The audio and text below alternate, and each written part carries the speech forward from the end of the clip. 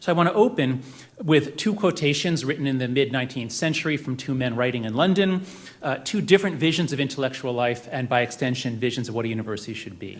So first, John Stuart Mill, his famous line from On Liberty, "He who knows only his own side of the case knows little of that." And of course, Mill and On Liberty was just brilliant at understanding the limitations of human reasoning, how biased and flawed and often shallow and silly we are, but when we push against each other, we challenge each other and we get better, we get smarter together. On this view of human nature, on this view of intellectual life, a university must have viewpoint diversity, and it dies. It dies if it has political orthodoxy and a monoculture. Now here's a very different view. So this is an internet meme. The point is not merely to understand the world, the point is to change it. The actual quote is pretty much, the real quote is basically that in spirit.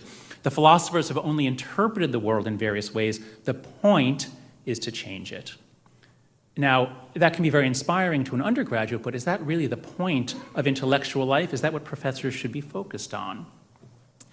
This kind of viewpoint leads to the idea that the university is there to challenge privilege and power, and viewpoint diversity, political diversity would just get in the way. When I showed up at Yale in 1981, here's what it said over the doorway. It said, "Lux et veritas," so truth as the telos, the purpose, the goal of the university was very clear and explicit. But over the time that I've been in the academic world, the telos at many schools has been gradually changing to more the Marxist one of change. The point of this place is to change the world, and not just change in general, but social justice in particular. I'm going to argue, and I've been arguing publicly in the last month or two, that what we need is a schism. We must separate the universities into those that are pursuing social justice, and Brown has volunteered to take the leadership position on that, and those that are going to devote themselves to pursuing truth as their telos, and Chicago has volunteered to take the leadership position on that. So these slides are taken. I just gave a talk at Duke a few weeks ago. It just went up online. It's like an hour-long talk, but it lays out exactly what I think has gone wrong and what we need to do. But here's the key idea. The reason why we need this schism is this one piece of psychology. So motivated reasoning, I'm a social psychologist. I study morality, moral judgment, moral reasoning. The basic rule is this: we don't look out at the world and say, where's the weight of the evidence? We start with an initial supposition and we say, can I believe it? If I want to believe something, I ask, can I believe it? Can I find a justification? But if I don't want to believe it, I start by saying, must I believe it? Am I forced to believe it, or can I escape? So just to give you one example, in a classic study, students come into the lab, they're taking psychology classes, they're learning about experimental methods, so they're given a study, looks like it's from the journal Science, and they're asked to critique the methods. And the study seems to show that caffeine consumption is associated with breast cancer. And your job now is to read the study and say, what do you think of the methods? Well, who do you think finds a lot of flaws in that study? Who do you think? Coffee drinkers. Do you think all coffee drinkers are trying to find flaws in the study? Women who drink coffee are desperately saying, must I believe it? Must I believe it? What could possibly be wrong? And they find all kinds of things wrong with it. The others say, oh gosh, okay, I didn't know that. So this is called motivated reasoning. And there's great research from Dan Kahan at Yale that scholars and experts are just as subject to this problem, and sometimes more so. The more you know about a field, the easier you can find post hoc justifications for whatever you want to believe. So motivated scholarship is the rule throughout the academy. If a scholar undertakes research in order to support a political agenda, she or he is almost guaranteed to succeed, and to believe that she or he is not biased. Motivated scholarship puts things out there. A weak study with a small sample size will get propagated across the academy, across the world. Very difficult to recall if it's disproven, because if people want to believe it, they will. Now, there's one major protection we have against this. It's called institutionalized disconfirmation. This is the reason why science is so great. This was the discovery that Europeans made in their coffee shops and communities of gentlemen scholars reading each other's papers and publishing letters. The community of science is a community devoted to institutionalized disconfirmation. We're all motivated, but if I'm motivated to disprove you, and you're motivated to disprove me, we get the John Stuart Mill phenomenon, and the truth emerges. But that doesn't happen anymore in politicized areas. This is data that should scare the hell out of you. This is data that you might not know. I didn't know it until 2 years ago. What this is data from Higher Education Research Institute. This is nationally representative data of professors at American universities.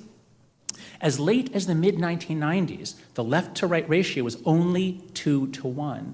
The blue line is people who self-identify as being on the far left or left, and the red line is right or far right.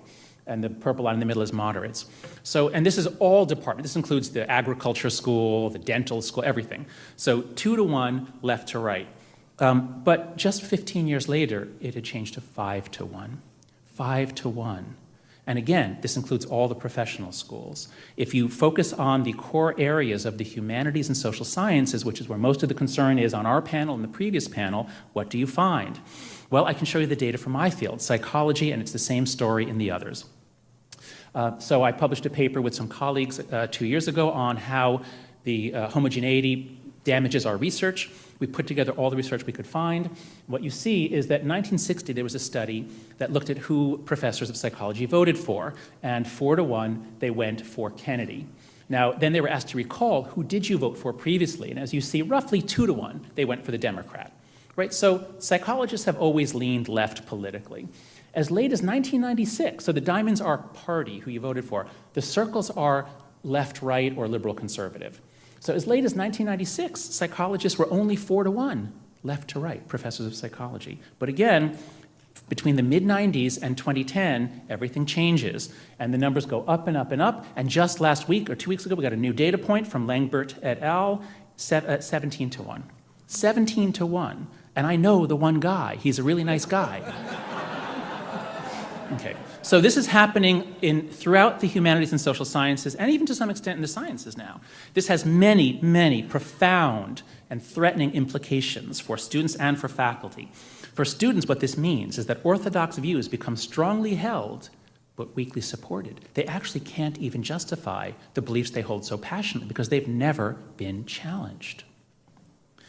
And what that means is that if anybody comes close to challenging, it's very threatening. A phrase they use is, you are invalidating my existence. If you challenge a proposition that I hold dear, you are invalidating my existence. So students are afraid to do so, and I hear all over the place, students say it's kind of boring in seminar classes. No one will disagree. And many students become intellectually fragile from the lack of challenge, and that's why when a controversial speaker comes to campus, they don't just not go, they don't argue back, they have to come together to get the speaker banned, or they do a protest to drown him or her out. For faculty, of course, this has many implications: misallocation of effort, loss of rigor in our thinking, fear of dissent, and recently, just the last 2 or 3 years, fear of our students. One of the reasons the comment was made that faculty lack courage, that's absolutely true. Now we're actually quite afraid of our students because it's so easy for them. We're really busy, and at the drop of a hat, if we offend anyone in the class, it could be months of hearings. They can go right to the Equal Opportunity Commission. It's a nightmare, and so we're all afraid of our students. This is why I founded, with my colleagues who wrote that paper, Heterodox Academy. I urge you all to go to heterodoxacademy.org. It's the opposite of Orthodox Academy. And if you are a professor, whether you're tenured or untenured, if you are a tenured or tenure track professor, please join. We have 220 professors now from all fields who have come together to say we actually think that there should be some viewpoint diversity. We think that's important. I just want to share with you our most important project, and this is why I came down here from New York, because we need the help of the trustees and alumni. Here's what we did. We just put this out last week. We took the top 150 schools from the U.S. News rankings, and great. You want to know, you want a school that has a small faculty-to-student ratio. Well, U.S. News will factor that in. But what if you actually want to be exposed to viewpoint diversity? What if you want your child to not just be in an indoctrination mill? How can you find out where to go? You can't. Until 2 weeks ago, you can go to the Heterodox Academy Guide to Colleges, and we've quantified. Has the school passed a resolution endorsing Chicago? What does FIRE say about them? What does ISI say about them? And what's been happening in the news that gives us an indication? And here's the rankings. We put it on a 0 to 100 scale. And Chicago tops the list. So Chicago, Purdue, Carnegie Mellon, Princeton is by far the best Ivy. It's the only Ivy that has any claim to promote viewpoint diversity. So these are what appear to be the good schools. Now this is our first pass. We're going to bring in a lot more data. We're coding now whether the school has a BRT, a bias response team, an Orwellian way that you can, if you hear a joke someplace, there's a website you go to, you report them, and then they get visited by an administrator. So that's coming, that's at a lot of schools. So if they have that, we're going to really penalize them. What about the bottom? So you can sort by any column if you sort by ranking. Now the worst schools in the country on our first pass are Missouri and Oregon, followed by Brown, and those are all in a tie. Brown, Georgetown, Harvard, NYU, a bunch of others are down there, 6 points out of 100. So we hope, our goal is to make this a major leverage point for alumni and trustees, because what I'm finding is that the big donors have not stopped giving. They call up the president, they say, hey, what's going on? I really care about freedom of speech. And the president reassures them, don't worry, we've got it under control, we're doing this and that. Oh, okay. That's right, yeah, that's right. They are under control, that's right. So I'm really hoping, I'm going to be working with ACTA to try to give donors a clear stop and go signal.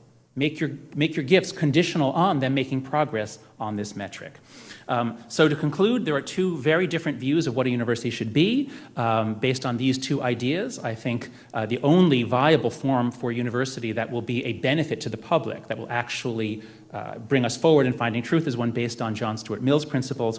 And then I'll just put this up here. This is, at Heterodox Academy, we have a business plan. This is our stakeholder analysis. This is what we see happening. I'm in a business school now, so I'm learning how to do stakeholder analyses. I thought, let me try it here. It works pretty well.